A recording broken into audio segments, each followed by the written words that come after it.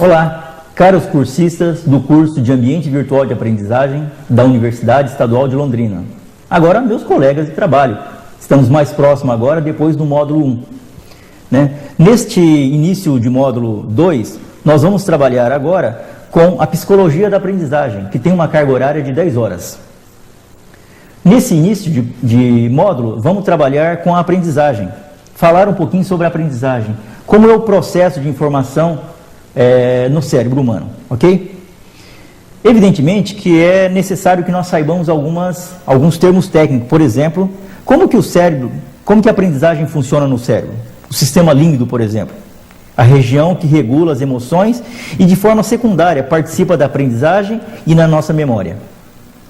Existe um termo que se chama hipocampo, associado à conversão da memória de curto para a memória de longo prazo.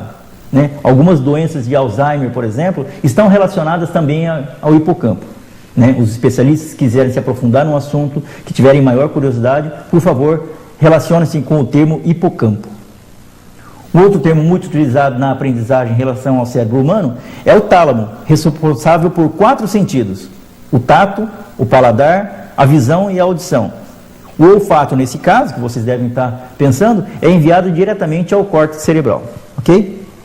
Bom, nós temos estudos também que comprovam que o estresse também faz muita interferência na nossa aprendizagem.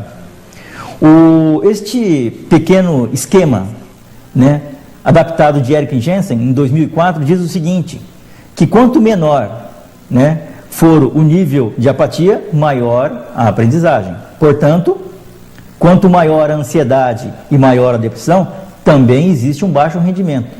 O que nós gostaríamos que o aluno estivesse é sempre em estado de alerta, porque quanto maior é esse estado de alerta, maior será a nossa aprendizagem.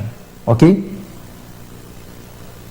Com relação ao nosso cérebro, nós devemos saber o seguinte, que o lado esquerdo é o lado lógico, o lado sequencial, o lado analítico, objetivo, racional, e que na verdade olha para todas as partes. O lado direito é o lado mais criativo. Contrariamente ao lado lógico do esquerdo, ele trabalha com o lado arbitrário. Contrariamente ao sequencial, o intuitivo, o holístico, o sintetizador, o subjetivo. E o lado direito também olha para o todo, tem a noção global do que está acontecendo. Evidentemente que ter conhecimento sobre esses aspectos, para nós como professores, não só no ensino presencial, mas também como no ensino virtual, são extremamente importantes. Até porque, um pouquinho mais para frente, nesses slides, nós vamos estudar sobre os estilos de aprendizagem. Como as novas gerações estão trabalhando nesses estilos. E evidentemente que eu vou tricotar, que foi o termo utilizado nos meus textos. Nós vamos recapitulando termos anteriores, slides anteriores, com as nossas exposições feitas agora. Ok? Então, como se dá a aprendizagem no aluno? Nós devemos ter a noção de que os sentidos, os estímulos que o ser humano recebe em condições normais se distribuem da seguinte forma. 1% para o gosto, 1,5% para o tato, 3,5% para o olfato, a audição 11% e a visão 83%. Partindo desse princípio, então está explicado porque a grande maioria dos professores fazem exposições orais. Por quê? Porque a audição tem um percentual muito alto sobre os estímulos no ser humano. Mas evidentemente que não são os únicos. O que nós queremos mostrar, e através de percentuais científicos, estudos, análises realizadas, nós vamos verificar que outras estratégias didáticas podem ser utilizadas para que o seu aluno possa aprender mais também no ambiente virtual.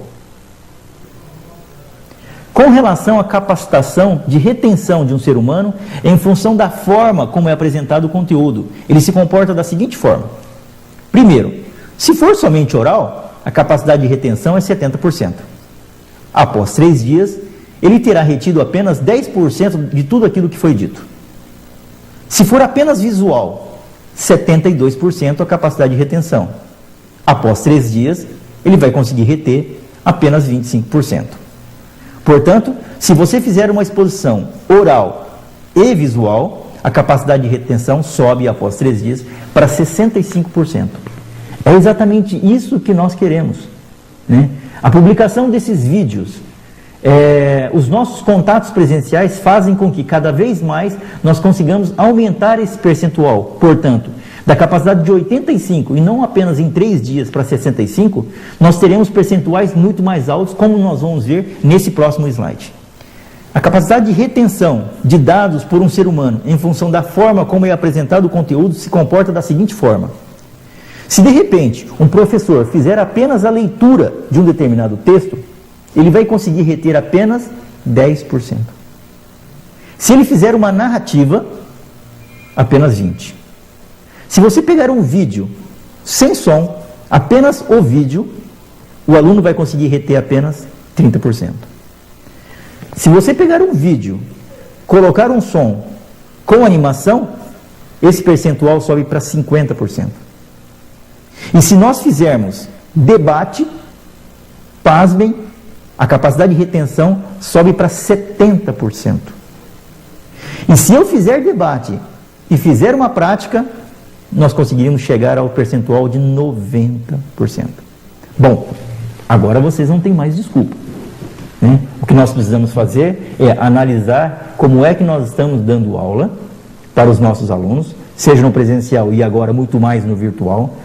Será que está sendo feito somente leituras? Está sendo oferecido apenas leituras para os nossos alunos? A capacidade de retenção apenas de 10%.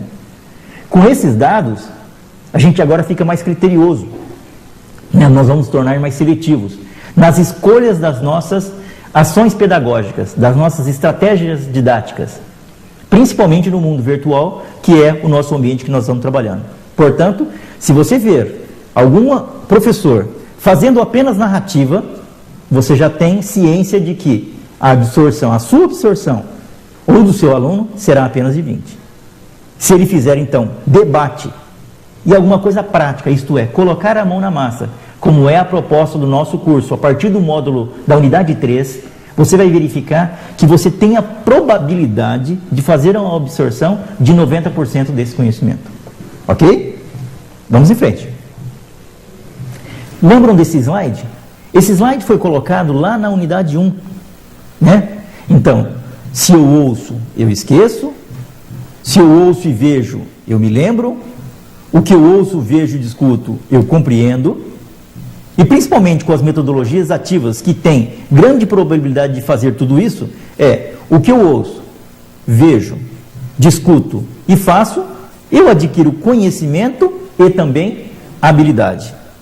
E para nós, que somos professores, o que eu ensino para alguém, eu necessariamente tenho que dominar com maestria. Recapitulando também, tricotando, que foi o termo que eu utilizei na unidade 1, recapitulando também esses slides, vocês podem observar que nós também falamos desta geração, que é a geração Z, que é a geração que nós estamos trabalhando. Essa geração, nós já temos a educação centrada no aluno, o que é muito favorável, principalmente com a inserção das tecnologias de informação e comunicação e um dado novo, principalmente das tecnologias que nós chamamos de tecnologias móveis, isto é, tecnologias móveis. E aí, nos nossos textos, vocês vão perceber que nós vamos utilizar uma nomenclatura nova, que é a aprendizagem ubíqua. Por favor, fiquem atentos ao nosso texto que fala sobre isso e que define exatamente a computação ubíqua, que é a aprendizagem que está permeada pela tecnologia, mas está em todo lugar. Isso foi discutido nos textos e nós vamos retomar elas novamente.